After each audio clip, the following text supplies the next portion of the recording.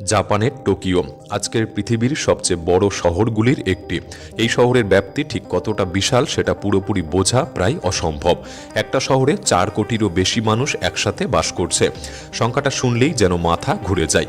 ভাবুন তো, স্পেনের মতো দেশের টোটাল জনসংখ্যাই এই একটি শহরে বাস করে। টোকিও শুধু বড় নয়, এটা একটা শহরের ভেতর বহু শহরের সমষ্টি। কিন্তু এই জায়গায় একটা গুরুত্বপূর্ণ প্রশ্ন উঠে আসে, টোকিও শহর কি শুরু থেকেই এমন ছিল, নাকি ধীরে ধীরে কয়েক দশকের মধ্যে নানা সিদ্ধান্ত, পরিকল্পনা আর বাস্তব প্রয়োজনের কারণে এই শহরটা এমন বিশাল আকার নিয়েছে? একসময় যে শহরটি ছিল সীমিত পরিসরের একটি শহর, আজ তা কীভাবে rail line, subway, housing, office, industry আর মানুষের স্রোতে পরিণত হয়েছে পৃথিবীর সবচেয়ে বড় শহরগুলির একটিতে। এই পরিবর্তনটা কি শুধুই জনসংখ্যা বাড়ার ফল, নাকি এর পেছনে আছে শহর পরিকল্পনা, অর্থনীতি আর আধুনিক জীবনের একদম আলাদা গল্প? আজকের ভিডিওতে আমরা ঠিক সেটাই বোঝার চেষ্টা করব। টোকিও আসলে কিভাবে আজকের এই বিশাল মেগাসিটিতে পরিণত হলো। একসময় যে ছিল ধ্বংসস্তূপ, আজ কিভাবে 4 কোটি মানুষের বাসস্থান। তাই ভিডিওটি সম্পূর্ণ দেখার অনুরোধ রইল। আর নতুন বন্ধুরা অবশ্যই পাশে থাকা সাবস্ক্রাইব লেখাটি প্রেস করে বেল আইকনের অল অপশন সিলেক্ট করুন। শুধু এক মুহূর্ত কল্পনা করুন, আপনি এখন টোকিওর ঠিক মাঝখানে দাঁড়িয়ে আছেন। ধরুন শিবুয়া ক্রসিংয়ে। চারদিক আলো, মানুষ, স্ক্রিন আর অবিরাম চলাচল।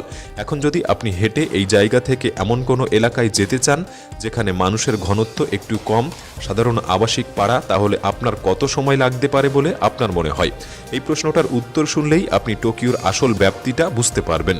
গুগল ম্যাপে যদি দেখা হয়, টোকিওর কেন্দ্র থেকে সাধারণত আবাসিক এলাকাগুলিতেও হেঁটে পৌঁছাতে গেলে প্রায় 11 ঘন্টা সময় লাগে। তবে সেসব এলাকাতেও শহর পুরোপুরি শেষ হয়ে যায় না। সেখানেও আধুনিক ঘরবাড়ি, রাস্তাঘাট, পর্যাপ্ত মানুষ আছে। তবে ঘনত্ব একটু কমেছে মাত্র। আর যদি এখান থেকে পাহাড়ি এলাকায় যেতে চান, তাহলে আবার প্রায় 11 ঘন্টা হাঁটা। মানে একটানা হাঁটলেও প্রায় একদিন সময় লেগে যাবে। পুরো টোকিও মেট্রো এলাকার প্রভাব শেষ হবে না। এখন প্রশ্নটা খুব স্বাভাবিক, এত বিশাল একটা শহরের মানুষ আসলে কিভাবে চলাচল করে? এর উত্তরটা একটাই, পাবলিক ট্রান্সপোর্ট। টোকিও মেট্রো এলাকায় বসবাস করা প্রায় 4 কোটি 10 লক্ষ মানুষের মধ্যে অর্ধেকেরও বেশি মানুষ প্রতিদিন পাবলিক ট্রান্সপোর্ট ব্যবহার করে। কারণ এই জনবহুল শহরে সবাই যদি গাড়ি নিয়ে রাস্তায় নামে, তাহলে ট্রাফিক শুধু খারাপ না, একেবারে ভয়াবহ হয়ে উঠবে। টোকিওর ট্রাফিক যে ভয়ঙ্কর হতে পারে সেটা শহর কর্তৃপক্ষ খুব ভালো করেই জানে। এই কারণেই টোকিওর পরিবহন ব্যবস্থার মূল ভরসা হলো রেল নেটওয়ার্ক। গ্রেটার টোকিও অঞ্চলে রয়েছে পৃথিবীর সবচেয়ে বিস্তৃত urban rail system. Los Angeles, Rome বা দিল্লির রেল নেটওয়ার্কের মানচিত্র দেখলে সেগুলি বেশ বড়ই মনে হয়।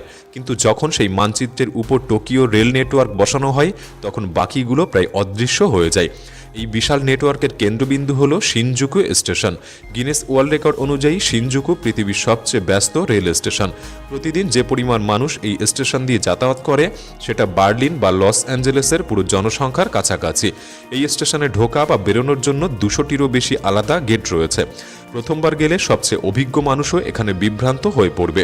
তবুও এত বিশাল সংখ্যক মানুষের চাপ সামলাতে পারার ক্ষমতা টোকিওর পরিবহন ব্যবস্থাকে আলাদা করে তোলে।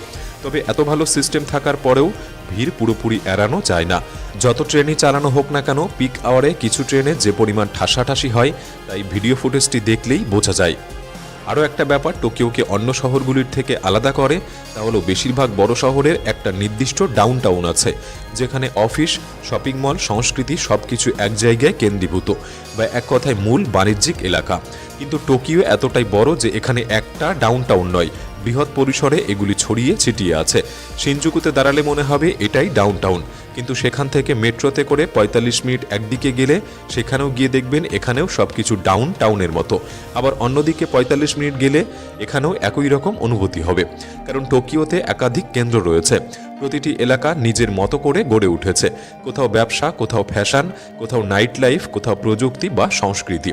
যেমন আকিহাবাড়া, এটি হলো টোকিওর সেই এলাকা যাকে অনেকেই সরাসরি অ্যানিমি টাউন বলে। এখানেই মূলত ওটাকু কালচারের কেন্দ্র। ভিডিও গেম, অ্যানিমেশন আর ইলেকট্রনিক্স সবকিছুর মিলনস্থল। রাস্তায় হাঁটলেই চারপাশে দেখা যায় অ্যানিমি চরিত্রের পোস্টার, থিমড ক্যাফে আর গেমিং স্টোর। অনেক সময় ফুটপাতে কসপ্লেয়ারদেরও দেখা যায়, যারা তাদের প্রিয় অ্যানিমি চরিত্রের মতো সাজে। এই এলাকাটা শুধু কেনাকাটার জায়গা নয়, এটা টোকিওর পপ কালচারের একটি বড় পরিচয়। হারাজুকু, এটি টোকিওর তরুণ সংস্কৃতির প্রাণকেন্দ্র। এখানে এলেই বোঝা যায় জাপানের যুব সমাজ ফ্যাশনকে কতটা স্বাধীনভাবে প্রকাশ করে। রাস্তায় আপনি এমন পোশাক দেখবেন যেগুলি অন্য শহরে হয়তো কল্পনাও করা যায় না। কেউ পরেছে রঙিন স্ট্রিট ফ্যাশন, কেউ আবার একদম আলাদা ধাঁচের বিকল্প স্টাইল। হারাজুকু আসলে একটা জায়গা যেখানে ট্রেন্ড তৈরি হয়, অনুসরণ করা নয়। আসাকুসা এটি টোকিওর ঐতিহ্য আর ইতিহাসকে ধরে রাখা এলাকা। এখানে রয়েছে প্রাচীন বৌদ্ধ মন্দির, ঐতিহ্যবাহী হস্তশিল্পের দোকান আর পুরনো দিনের জাপানি পরিবেশ। আধুনিক টোকিওর ভিড়ের মধ্যেও আসাকুসা যেন একটু ধীর গতির, একটু শান্ত। এখানকার উৎসব আর রীতিনীতিগুলি আজও বহু বছর আগের জাপানকে জীবন্ত করে রাখে। গিনজা এটি হলো টোকিওর বিলাসিতা আর প্রিমিয়াম জীবনের কেন্দ্র। এই এলাকাতেই আছে নামী ব্র্যান্ডের শোরুম, হাইটেক ডিপার্টমেন্ট স্টোর আর বিখ্যাত 12তলা ইউনিক্লো ভবন। রাস্তায় হাঁটলে এমন মানুষ দেখা যায় যারা প্রায় সব বড় বড় লাক্সারি ব্র্যান্ড পরে আছে। গিনজা দেখলে বোঝা যায় টোকিও শুধু সংস্কৃতি আর প্রযুক্তির শহর নয়, এটা একেবারে গ্লোবাল লাক্সারি হাবও। 1970-এর দশকের মাঝামাঝি সময়ে জাতিসংঘ প্রথম মেগাসিটি শব্দটার ব্যবহার শুরু করে। এই শব্দটা ব্যবহার করা হতো সেই সব শহরের জন্য যেখানে জনসংখ্যা 1 কোটির বেশি। আশ্চর্যের বিষয় হলো পৃথিবীর প্রথম মেগাসিটি ছিল নিউ ইয়র্ক সিটি। 1930-এর দশকেই তারা এই সীমা ছুঁয়ে ফেলেছিল, কিন্তু খুব বেশি সময় লাগেনি টোকিও নিউ ইয়র্ককে ছাড়িয়ে যেতে। আর শুধু একবার নয়, বারবার। জনসংখ্যা, বিস্তার আর শহরের কার্যক্ষমতা সব দিক থেকেই টোকিও একের পর এক নতুন বিশ্ব রেকর্ড তৈরি করেছে।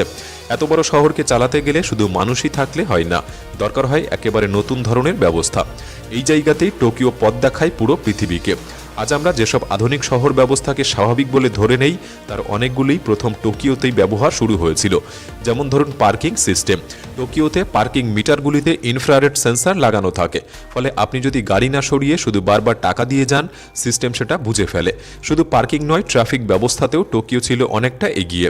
যখন কোনো বড় রাস্তায় যানজট বাড়তে শুরু করে, সেই তথ্য সঙ্গে সঙ্গে বিশাল ইলেকট্রনিক বোর্ডের মাধ্যমে ড্রাইভারদের জানিয়ে দেওয়া হয়, ফলে মানুষ আগেভাগেই বিকল্প রাস্তা বেছে নিতে পারে। এই রিয়েল টাইম ট্রাফিক ম্যানেজমেন্ট আজ অনেক শহরে থাকলেও তখন এটা ছিল একেবারেই নতুন ধারণা। কিন্তু সবচেয়ে বড় সমস্যা দেখা দিয়েছিল টোকিও আর ওসাকার মধ্যে যাতায়াত নিয়ে। এই দুই শহরের মাঝে কয়েক কোটি মানুষ নিয়মিত চলাচল করে। একসময় এই চাপ এতটাই বেড়ে গিয়েছিল যে প্রচলিত ট্রেন বা রাস্তা দিয়ে সেটা সামলানো অসম্ভব হয়ে পড়ে। আর ঠিক সেই সময় জন্ম নেয় এক বিপ্লবী ধারণা, আর সেটা হলো বুলেট ট্রেন। দেখতেও গুলির মতো, গতিতেও তেমনি। এই সুপার এক্সপ্রেস ট্রেন তৎকালীন ট্রেন গতির সব ধারণাকেই পাল্টে দিয়েছিল। শুধু জাপান নয়, পুরো বিশ্বের রেল পরিবহন ব্যবস্থায় ভবিষ্যৎ বদলে দিয়েছিল এই প্রযুক্তি। এত বিশাল শহরের আরেকটা বড় চ্যালেঞ্জ ছিল বর্জ্য ও নিকাশি ব্যবস্থা। টোকিও এই সমস্যার সমাধান করেছিল পৃথিবীর সবচেয়ে বড় সিওয়ার সিস্টেম তৈরি করে। ভূগর্ভে থাকা এই বিশাল নেটওয়ার্ক না থাকলে এত মানুষের শহর কার্যত অচল হয়ে যেত। এইসব সিদ্ধান্ত, এইসব অবকাঠামো আর এইসব দীর্ঘমেয়াদী পরিকল্পনায় টোকিওকে শুধু বড় শহর নয়, একটা কার্যকর, বসবাসযোগ্য আর টিকে থাকা মেগাসিটিতে পরিণত করেছে। সবচেয়ে চমকপ্রদ বিষয় হলো আজকের এই বিশাল টোকিও 400 বছর আগে আদেও টোকিও ছিল না, বা বলা যায় জায়গাটা ছিল ঠিকই, কিন্তু সেটা ছিল একেবারে ছোট্ট একটা মাছ ধরার গ্রাম। তখন এর নাম ছিল এডো। 1603 সালে জাপানের ইতিহাসে একটা বড় মোড় আসে। দীর্ঘদিনের গৃহযুদ্ধের সময়, যাকে বলা হয় ওয়ার্নিং এস্টেট পিরিয়ড, তার অবসান ঘটে টোকুগাওয়া শোগুনাতের বিজয়ের মাধ্যমে। পুরো জাপান একত্রিত হয় আর টোকুগাওয়া শাসকরা তাদের কার্যত রাজধানী হিসাবে এডোকেই বেছে নেয়। এর ফলে জাপানের রাজনৈতিক আর অর্থনৈতিক ক্ষমতা ধীরে ধীরে এক শহরে কেন্দ্রীভূত হতে শুরু করে। এই শহরে দেশের নানা প্রান্ত থেকে আসতে শুরু করে প্রভাবশালী মানুষেরা, ব্যবসায়ী, কারিগর, শিল্পী, সকলে। তখন এডোর অবস্থান ছিল একেবারেই পারফেক্ট। এটা ছিল একটি বন্দর নগরী, আর জাপানের সবচেয়ে বড় সমতল ভূমির একদম পাশে। মানে চারপাশে প্রচুর খাবার উৎপাদন করা যেত, আর নদী ও খাল ব্যবহার করে সেই খাবার খুব সহজেই শহরে এনে পৌঁছে দেওয়া যেত ক্রমশ বাড়তে থাকা জনসংখ্যার জন্য। এডো এতটাই বড় ও গুরুত্বপূর্ণ হয়ে ওঠে যে পরবর্তী প্রায় 200 বছরকে আজও বলা হয় এডো যুগ। কিছু ঐতিহাসিক হিসাব অনুযায়ী 1700-এর দশকেই এডোর জনসংখ্যা 10 লাখ ছাড়িয়ে গিয়েছিল। তখন এটিকে পৃথিবীর সবচেয়ে বড় শহর হিসেবে ধরা হতো। 1800-এর দশকের মাঝামাঝি সময়ে প্রায় 200 বছরের আত্মনির্ভর ও বিচ্ছিন্ন থাকার পর জাপান বিদেশি বাণিজ্য ও পাশ্চাত্য চিন্তার দরজা খুলে দেয়। এর ফলে সমাজ আর অর্থনীতিতে আসে দ্রুত পরিবর্তন। এই সময় এডোর নাম বদলে রাখা হয় টোকিও, অর্থাৎ ইস্টার্ন ক্যাপিটাল। শহরটি দ্রুত শিল্পায়নের পথে হাঁটে। গ্রামাঞ্চল থেকে লক্ষ লক্ষ মানুষ কাজের খোঁজে শহরে আসতে শুরু করে। টোকিও ধীরে ধীরে পরিণত হয় পরিবর্তনের শহরে। তবে এই পরিবর্তনের মাঝে শুধু উন্নতি ছিল না, বারবার ভয়াবহ অগ্নিকাণ্ডে গোটা শহর পুড়েও গিয়েছিল। কয়েকবার তো প্রায় সম্পূর্ণ ধ্বংসই হয়ে গিয়েছিল, কিন্তু প্রতিবারই টোকিও ছাই থেকে আবার দাঁড়িয়েছে। আজকের টোকিওকে দেখলে সোশ্যাল মিডিয়ায় একটা কথা প্রায় শোনা যায়, অনেকে বলে এখানে নাকি থাকা খুব সস্তা। সত্যি বলতে গেলে আমেরিকার তুলনায় এখানে জীবনযাত্রার খরচ অনেক ক্ষেত্রেই কম, কিন্তু আমাদের মতো দেশের সাধারণ মানুষ যা ইনকাম করে এই স্বল্প টাকায় টোকিওর মতো দেশে থাকা প্রায় অসম্ভব। একটা কথা জানা দরকার, যে দেশের দ্রব্যমূল্য যত বেশি, ইনকামের পরিমাণও সেই সামঞ্জস্যপূর্ণ হয়ে থাকে। এটি সেই রাষ্ট্রের একটি নির্ধারিত বেতনের আইনও বলতে পারেন। যদিও একসময় এমনও ছিল জাপানের বেতন আমেরিকার থেকেও বেশি ছিল, এবং এর পেছনে নির্দিষ্ট কিছু কারণ ছিল। 1 out of every 3 cars sold in America is Japanese. And that, along with the recession, spells big trouble for U.S. automakers.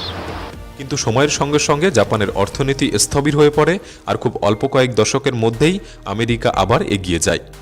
Tonight on Frontline, losing the war with Japan. এইসব উত্থান পতনের মধ্যে দিয়েই টোকিও আজকের জায়গায় পৌঁছেছে। একটা শহর যেটা বারবার বদলেছে, ভেঙেছে, আবার নতুন করে নিজেকে গড়ে তুলেছে। টোকিও সম্পর্কে আপনার কি মতামত আমাদের কমেন্ট বক্সে লিখে জানাতে পারেন। আজকের এই ভিডিওটি ভালো লাগলে একটি লাইক করতে পারেন, চ্যানেলটি সাবস্ক্রাইব করতে পারেন। তাহলে দেখা হচ্ছে পরবর্তী নতুন একটি এপিসোডে। ধন্যবাদ।